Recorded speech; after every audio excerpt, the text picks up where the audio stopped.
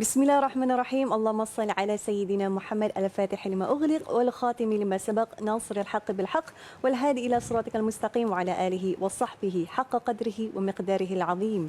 Assalamualaikum warahmatullahi wabarakatuh kepada penonton setia. Assalamualaikum. Masya-Allah, rasa lama kita tak bersua kan. Ada tak yang rindu saya ni kata mana Hazwan ni kan? Sebenarnya ni untuk perkongsian lah. Sebelum ni ada syuting drama, insya-Allah akan dikeluarkan pada bulan Ramadan dan baru pulang daripada Mekah Madinah dan ada jumpa salah seorang adik daripada ahli panel kita ni kan. Nanti kita jemput dia.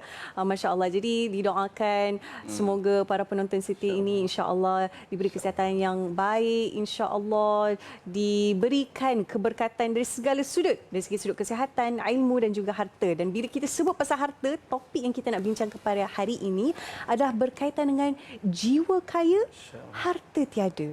Pernah tak kita berlaku dalam situasi kita rasa macam Masya Allah, apa yang berlaku sebab tak boleh dinafikan kehidupan sekarang ni semuanya perlukan duit. Jadi saya tak nak sembang panjang sebab saya pun nak tahu juga apa yang dimaksudkan jiwa kaya, harta tiada ni. Bersama dengan ahli panel kita, Masya Allah, yang pasti memang penuh dengan ilmu dia. Kalau sharing tu kita rasa bersemangat, termotivasi. Masya Allah. Iaitu Al-Fadhil Ustaz Muhammad Azli Abdullah, merupakan pengurusi Musalla Ar-Rawdah. Assalamualaikum Ustaz. Assalamualaikum warahmatullahi. Masya Allah, katanya lepas ni Ustaz nak buat apa tu, memanah.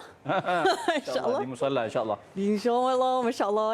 Dan seterusnya, ini yang saya kata tadi tu, pulang umrah bersama dengan adiknya. Kita orang naik satu flight, Aisyah Azman. Ni kita bersama dengan abang dia, iaitu Afiq Muiz. Assalamualaikum. Waalaikumsalam. Masya Allah. Baik, berkaitan dengan topik kita pada hari ini, mungkin Ustaz boleh kongsikan sebab zaman sekarang ni ialah macam kita tengok kan, kalau tanya budak sekolah pun nak kerja apa? Kerja doktor, nak kena. Sebab apa? Sebab nak ada duit yang banyak. Sebab kita didoktrinkan dalam pemikiran kita kekayaan tu boleh mencetuskan kebahagiaan. Tapi kadang-kadang ada juga yang bila terlalu miskin sampai lupa ibadah pun ada juga situasi macam tu. Ada juga, betul. So macam mana Islam mengajar kita ni dalam urusan dunia akhirat yang balance, yang sebenarnya yang kita boleh jadikan rujukan? Terima kasih Azwani. Bismillah. Wassalatu wassalamu ala Rasulillah wa ala alihi wa sahbihi wa man tabi'ahu wa nasarahu wa man wala. Assalamualaikum warahmatullahi wabarakatuh. Alhamdulillah, pada pagi ini diberi izin oleh Allah Subhanahu wa taala untuk sama-sama kita tambah sikit sebanyaklah ilmu mana yang dah ada. Masing-masing dah banyak ilmu dah kan. Cuma kita saling ingat, mengingati. Wa zakkir fa inna dzikra tanfa'ul mu'minin. Berilah peringatan, sungguhnya beri peringatan itu memberi manfaat kepada orang beriman. Sebagaimana yang disebut oleh Hazwani tadi, memang benarlah kita bagaikan didoktrin. Hidup mesti nak kena kaya kan? Kalau tak kaya, lemah. Lemah. Betul, lemah. Nak keluar tu payah. Orang tua ni payah singat sebut kata orang muda ni. Jadi lemah. Jadi seolah-olah macam siapa yang tidak ada kekayaan, dia tidak ada di mata manusia. Betul. Tidak dihormati lah. Orang tidak diperhatikan. Kau siapa, duit tak ada. Kau siapa, miskin contohnya. Bukan nak suruh kita jadi miskin. Itu jangan salah faham pula. Nanti kita jadi miskin. Tak, bukan. Kita diminta jadi kaya dalam masa yang sama, pemurah, menyumbangkan harta kita, bersedekah, infak, zakat dan sebagainya. Betul. Cuma Allah menyebut di awal-awal lagi peringatan kepada kita dalam surah Al-Isra ayat 18. A'udzubillahi minasyaitonirrajim. Man kana yuridul ajilata ajjalna lahu fiha ma nasha' liman nurid. Summa ja'alna lahu jahannama yaslaha madhmuman madhura. Siapa yang beria sangat nak kejar dunia, kami beri dunia tu pada siapa yang kami kehendaki. Tapi masalahnya summa ja'alna jahannama yaslaha madhmuman madhura. Masalahnya esok dia akan, di akhirat esok dia masuk dalam neraka dan dalam keadaan terhina, tercela. Yang ini kita tak nak, tapi kita nak ayat yang selepas tu. Man kana yuridul akhirah, siapa yang nak hari akhirat, wa sa'ala sa'yaha, dan dia berusaha untuk melakukan kebaikan, maka dia akan dapat pahala yang banyak. Maksudnya ada, kita kata ada mekanisme mengimbangi hidup kita ni di antara kebaikan dan keburukan, di antara dunia dan akhirat. Kalau kita hidup di dunia ini sebagai seorang orang yang beriman, maka pertama sekali yang kita cari ialah cari redha Allah. Kalaupun kita nak kaya, tidak jadi masalah. Tak jadi isu nak jadi kaya. Bagus sebenarnya. Sebab dengan kekayaan yang ada pada kita, kita boleh membantu orang lain. Betul. Tetapi jangan jadi orang kaya yang kedekut. Jadi haji bakhil, bin lebay kedekut. Yang ini tak boleh. Cikgu Murni datang dapat duit. Kalau orang lain datang tak dapat duit. Cerita lama lah kalau tahulah cerita P.Ramlee kan. Jadi bila kita nak kaya, kekayaan itu jangan menyebabkan kita terleka, terlupa, menyebabkan kita akhir terhina di akhirat esok kerana tidak bayar zakat, tidak ambil kisah tentang hak ehwal dunia umat Islam. Apa yang terjadi pada saudara kita di Palestin, nak sumbang duit pun kedekut. Ni boleh percaya ke scam ke apa ni? Sedangkan memang betul NGO yang dipaparkan dia punya nombor akaun tu memang dah terkenal, yang sudah pun memang diyakini trusted punya NGO pun kita pertikaikan. Sebenarnya kita bukan pertikaikan dia, tapi kita kena pertikaikan diri kita sendiri yang kedekut. Jadi kalau jadi kaya silakan, tapi jangan jadi kaya yang kedekut. Dan begitu juga jangan sampai rasa kekayaan itu menyebabkan kita lupa hingga kan kita biarlah aku jadi miskin macam ni, sehingga kan kita asyik nak menerima bantuan orang saja. Kan elok kalau kita ni jadi orang yang al-yadul ulya khairu min yadus sufla. Tangan di atas lebih baik daripada tangan di bawah. Maknanya orang yang memberi lebih baik daripada yang menerima. Maknanya bila kita ada mekanisme begitu perimbangan di antara baik dan buruk, antara dunia dan akhirat, maka akhirnya kita nak jadi orang yang kalau kaya pun kaya yang baik, yang beriman, yang pemurah. Dan kalau ditakdirkan Allah Subhanahu Wa Taala kita jadi miskin, contohlah ditakdirkan Allah kita miskin, jangan miskin jiwa. Biar jiwa kita kaya. Biar kita ni walaupun susah, nampak macam melarat, tetapi jiwa kita kaya. Dan biasa kita tengok banyak hari ni kita orang buat apa? Alah macam uji, nak sebut apa ni, dia pergi di khalayak, kemudian diuji pada orang-orang yang macam kita lah, kita kata orang yang bukan kata berada, ada duit, nak minta bantuan. Biasanya orang macam kita ni payah nak bantu, tapi kalau pergi minta tolong pada orang yang duduk tepi jalan, yang homeless tu, dia akan mudah-mudah je beri. Saya nak RM3, saya perlukan nak minuman, nak beli.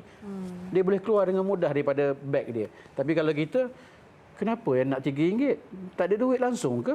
Tak bekerja ke? Malas ke apa ni? Biasa macam tu. Jadi maknanya, biar jadi orang kalau miskin sekalipun, dia miskin yang besar jiwa dia, yang mudah membantu orang lain walaupun kita susah, memberi seadanya walaupun kita sendiri pun tak ada. Betul. Jadi maknanya, walau siapa pun kita, pastinya kita duduk di mana-mana sebagai seorang yang beriman. Walaupun dalam keadaan kita ni kaya ataupun miskin, biar miskin beriman, kaya pun kaya beriman. Itu intro, nanti Afiq akan tambahlah. Masya Allah. Dia tak sabar nak dengar ni. Sebab macam setuju dengan apa Ustaz cakap. Sebab kebanyakan orang cakap, contoh nak sedekah kan, tunggu saya kaya lah. Tapi baru-baru ni siapa nasihat kat saya? Tapi dalam kalangan yang terdekat jugalah, dia kata jangan tunggu kaya untuk kita nak jadi pemurah. Daripada sekarang ni juga, contoh, kena didik daripada, in fact kalau dengan anak-anak kita pun kena ajar daripada sekarang. Sebab tu pernah berlaku situasi masa Gaza pada tahun yang beberapa tahun lepas. Ada seorang budak kecil ni, dia DM, umur 9 tahun kot. Waktu tu dia kata, saya dah infak untuk Palestin ni RM9. Kami pun terfikir, kenapa dia infak RM9? Rupa-rupanya mungkin itu je duit yang ada, RM1 lagi untuk diri dia. Masya Allah. Maknanya, bila didikan ahli keluarga kita tepat, maknanya berkaitan dengan kaya ni bukannya kaya duit, tapi kaya jiwa. Mudah-mudahan itu membentuk generasi yang akan membantu agama kita, insya-Allah. Dan seterusnya juga, kita nak dengar pula pengalaman daripada Afiq sendiri sebagai seorang selebriti, seorang pelakon. Bila kita tahu berlakon ni, Masya Allah, dia ada satu tahap tu gaji, Masya Allah kan. Permintaan ramai, producer, director dan sebagainya. Tambah pula bila diminati ramai. Jadi situ ada peluang untuk brand ambassador untuk panggil dan sebagainya. Jadi disebabkan pengalaman-pengalaman ni, mungkin Afiq sendiri pernah tengok bila dapat kemasyhuran ataupun duit ini, manusia lupa untuk menjaga agama itu sendiri. Sampai kan lupa mungkin dari segi sudut ahli keluarganya terabai ke, ataupun sahabat-sahabat mula macam kita tinggalkan ke. Mungkin ada pengalaman sendiri ataupun sahabat-sahabat yang pernah nampak, ya Allah, bila duit ni salah je habis. Yes, betul. Sebenarnya kebanyakan orang yang berduit ni, diorang jadi lupa diri tu sebab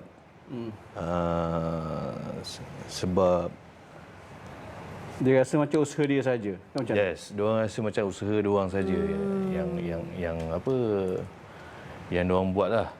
So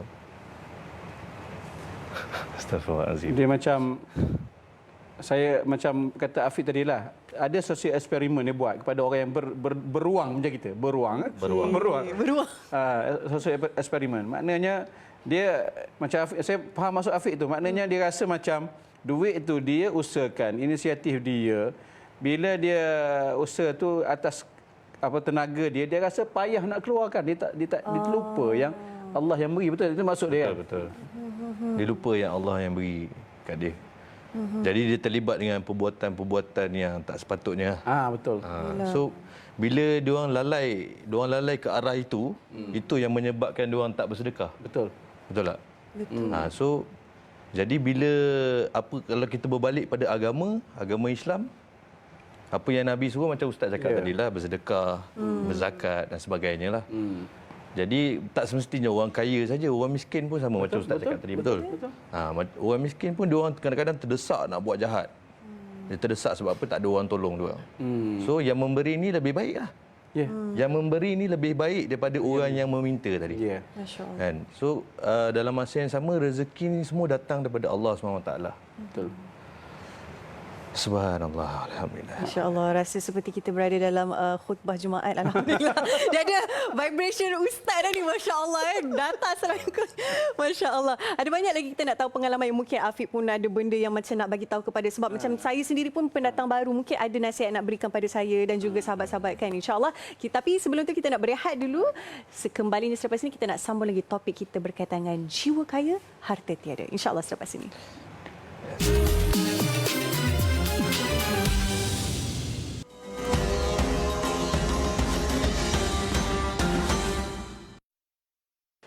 Bismillahirrahmanirrahim. Wa man yudlil fa ulaika humul khasirun. Kita live secara langsung dalam Quran 114, cintai dan fahami Al-Quran. Ihdinas siratal mustaqim. Ya, yang mana Allah Ta'ala mengatakan, dan kalau kami mengkehendaki, sesungguhnya kami tinggikan darjatnya dengan ayat-ayat itu. Hamzah dia berada di bawah, dia berada di pangkal halqum. Mana Bayati tak perlu sampai 6 pun. Tak perlu sampai 6.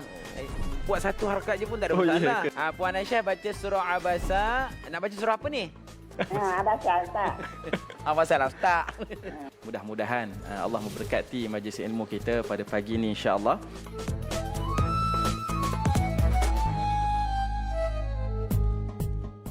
Benci, dimurkai oleh Allah Subhanahu Wa Taala. Segala jenis arak pun dengan nama dan jenisnya yang berbeza, hukumnya haram. Umat Islam bahawasanya seseorang itu perlu mengelakkan dirinya bekerja di mana-mana kedai ataupun premis yang dalam itu ada jualan arak. Adakah kita ini begitu terdesak sampai terpaksa bekerja di kedai-kedai yang menjual arak?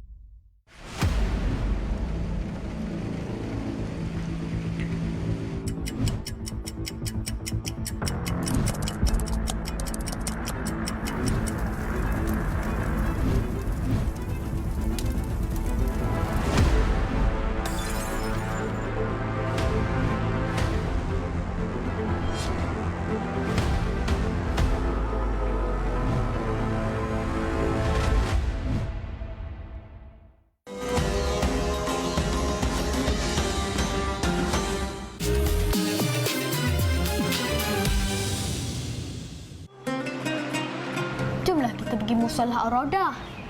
Boleh kita solat Zuhur kat sana. Assalamualaikum Ustaz. Waalaikumsalam. Apa khabar? Alhamdulillah sihat. Cantik sungguh masjid ni. Dah terbina ya. Alhamdulillah, semua sumbangan orang ramai.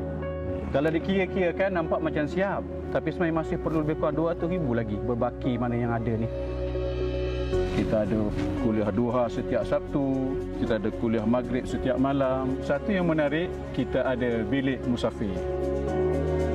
Siapa membina kerana Allah akan sebuah masjid, mana lillahi ta'ala dibina masjid, Walaupun kecil itu sekecil sarang burung, Allah dah bina untuknya mahligai dalam syurga. Ayah. Boleh tak Mak nak pergi kelas ngaji kat sini?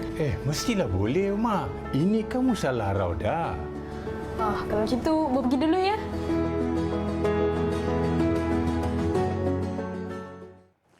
Subhanallah walhamdulillah wala ilaha illallah wallahu akbar. Alhamdulillah, kembali lagi kita dalam Assalamualaikum Subuh. Di sambil itu kita nak meraihkan juga penonton kita di Facebook ni yang banyak bagi masya-Allah komen-komen yang positif, dan saya nak ingatkan juga kepada penonton untuk kongsikan link ni supaya apa? Supaya kita dapat sama-sama belajar. Kita boleh kongsikan kepada sahabat lain tentang topik kita hari ini berkaitan dengan jiwa kaya harta tiada. Tadi sebelum kita berehat, kita ada sembang-sembang sikit dengan Afiq berkaitan dengan pengalaman sebagai seorang selebriti, pelakon, masya-Allah. Dunia yang masyhur ini sampai setahap mungkin daripada kita lihat kacamata kita kan, ya Allah, boleh mematikan jiwa, bukan menghidupkan jiwa, mematikan jiwa. Dan masya-Allah sebelum kita berehat, time kita berehat tu, masya-Allah ada something yang kita rasa macam masya-Allah sangat-sangat. Dua beradik ni, Aisyah dan juga Afiq sendiri, bila dapat gaji je, the first thing adalah dia banyak keluarkan kepada ibunya. Mungkin boleh kongsikan sedikit sebab apa? Nak memberi inspirasi kepada anak-anak muda di luar sana. Sebab banyak orang fikir macam bila dapat duit, untuk aku dulu, ataupun nak beli gadget terkini ke, barangan branded ke. Tapi yang benda pertama tu sebenarnya kita kena raikan keluarga kita. Mungkin boleh kongsikan dan memberi inspirasi kepada remaja di luar sana. Sebenarnya bila kita dapat duit tu, gunalah duit tu sebaik-baiknya ke jalan yang benar, bukan perkara-perkara yang tak ada faedah. Kan? Lebih baik kita jaga mak kita, jaga anak buah kita. Walaupun saya tak ada anak, tapi saya dipertanggungjawabkan untuk jaga anak buah saya, anak yatim. Sekarang arwah abang saya baru meninggal 2 tahun lepas. So benda-benda macam tu membuatkan saya lebih ke arah itulah duit saya. So benda ni mungkin boleh jadi inspirasi pada semua orang. Duit-duit tu jangan buat benda-benda yang bukan-bukan. Kadang-kadang terlibat dengan judi, terlibat dengan pergi kelab, arak, semua yang bukan-bukan kan. Kadang-kadang kita minta auzubillah kan. Benda-benda macam tu. Tapi kita sebagai khalifah kat muka bumi Allah ni, sepatutnya kita buat benda yang terbaik, buat ibadah dekat dunia ni kan, supaya dekat akhirat nanti tu benda paling penting sekali, mati tu pasti. Kan? Mati tu pasti dan benda akhirat tu wujud. So benda tu yang kita kena kejar dulu dekat muka bumi ni. Bumi ni sementara je. Sementara je dunia ni. Kan? Sampai satu tahap semua habis. Lepas tu kita dah jumpa Tuhan dah. Time tu takkan kita nak jawab, kita dulu pergi buat itu, buat ini kan. Betul tak? Dekat muka bumi ni kita buat kerosakan. Nak tipu tak boleh Ya, tak tipu tak boleh dah. Mulut dah tutup lah. Kan? So duit tu kalau boleh gunakan ke jalan yang benar. Jalan redha. Macam yang Aizah cakap tadi, budak tu kan. Benda tu pun boleh jadi inspirasi bagi saya. RM9 dia bagi, mungkin RM1 dia ambil buat beli chewing gum apa. Sweet lah, benda tu sweet. Budak kecil dah pandai.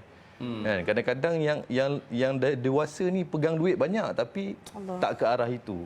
Kan? Banyak sangat komitmen istilahnya. Alasannya begitu kan. Tapi Nabi pun kata sedekahlah jika mampu. Macam itulah kemampuan kita kat muka bumi untuk buat kebaikan, amal ibadat. InsyaAllah. Masya-Allah. Jadi maknanya pengajaran kita boleh dapat di sini adalah semuanya bergantung kepada niat kita. Tujuan kita bekerja ni sebenarnya untuk apa? Kalau kita nak menggalas tanggungjawab sebagai khalifah, sebagai ahli keluarga kita yang nak membantu ni, masya-Allah, insya-Allah Allah akan pemudahkan urusan kita. Dan bila sebut tentang rezeki ni, saya baru-baru ni ada tengok dekat TikTok Ustaz Afiq. Dia seorang Cina, tapi dia tanya, dia buat video konten ni adalah, dia kata okey, pukul berapa bangun? So ada kata pukul 9 dia bangun. bukan Islam maksudnya? Dia bukan Islam. Ada yang kata pukul 5, pukul 6. Lepas tu dia tanya, solat subuh tak? Bila solat subuh je dia bagi duit. Bayangkan orang yang belum memeluk Islam, mudah-mudahan Allah bagi taufik hidayah kepada dia lah. Tapi maknanya kalau orang yang belum Islam pun pemurah dan meraihkan orang yang menjaga agama, kita lagilah sepatutnya. Allah dah bagi kita kefahaman agama. Allah dah bagi kita lahir dalam agama fitrah, masya-Allah. Sangatlah rugi jika kita ni miskin jiwa. Wa'iyadzubillah. Dan ada juga baru-baru ni kita tengok video Palestin sekarang kan, bila sebut tentang Palestin ni. Sekarang ni dah satu tahap yang anjing-anjing, kucing-kucing ni minta izin saya cakap makan mayat hidup. Allahu akbar. Masya-Allah. Jadi sambil-sambil itu juga di pagi ini kita jangan lupa untuk mendoakan saudara-saudara kita di sana, sebab keadaan sekarang makin teruk, sangat makin teruk.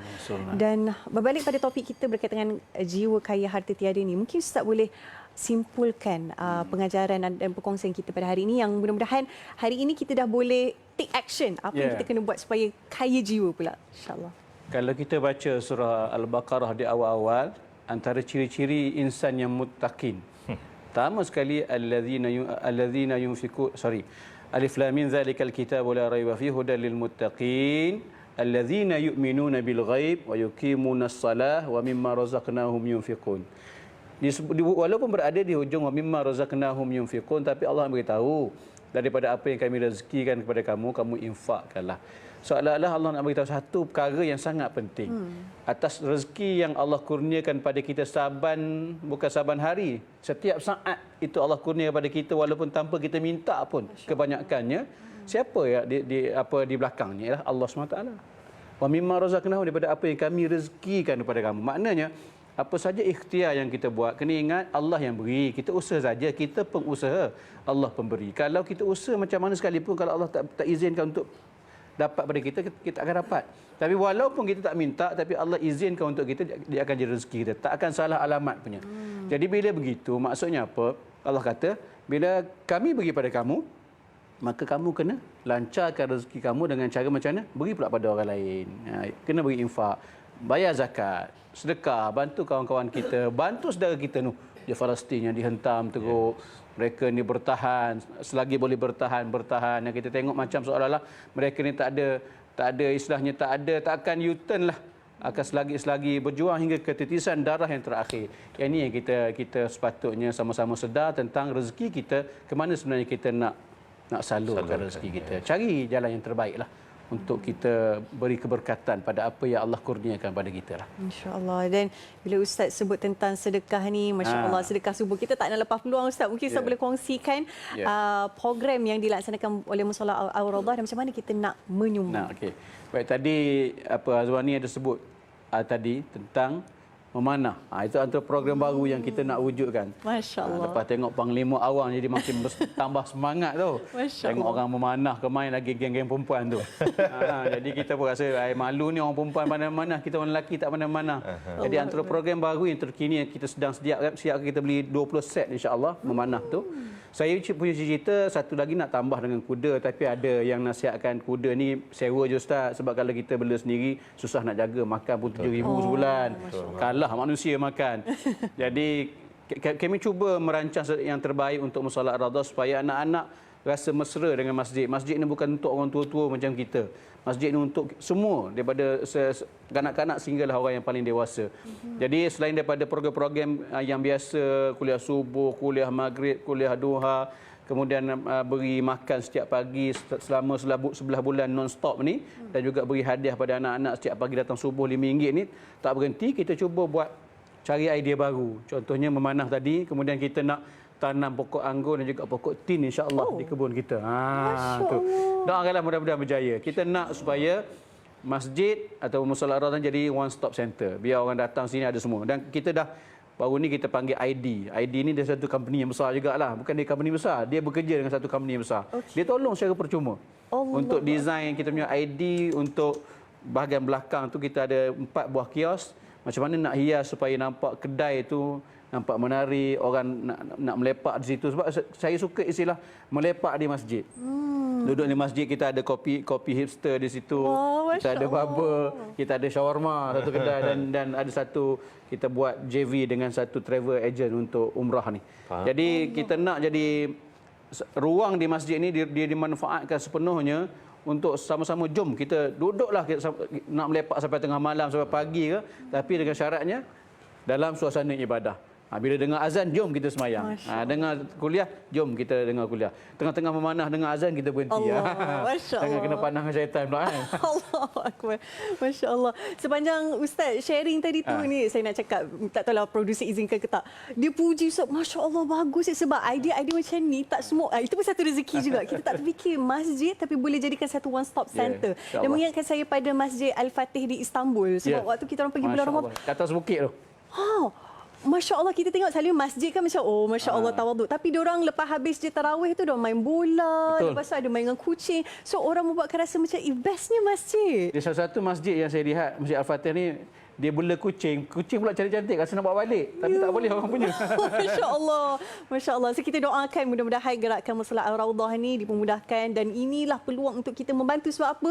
Bayangkan dakwah besar ni sebenarnya dan mudah-mudahan pahala pun akan mengalir kepada akaun bank akhirat kita insya-Allah. Terima kasih Ustaz dan juga Afiq atas perkongsian pada hari ini. Saya yakin ramai yang dapat iktibar. Ada yang quote daripada Afiq pun diorang duk tulis balik dekat Facebook ni masya-Allah. Maknanya terkesan. Terkesan tu yang bagus. Alhamdulillah, baguslah. Boleh terus ke perjuangan dakwah insya-Allah. Kita doakan juga Afiq, Aisyah dan sekeluarga lah. Sebab diorang ni memang keluarga yang baik masya-Allah. Semoga dalam peliharaan insya-Allah. Dan kepada para penonton jangan ke mana-mana sebab selepas ini kita akan sambung lagi usrah kita. Jadi kita nak berehat dulu. Jumpa selepas ini insya-Allah.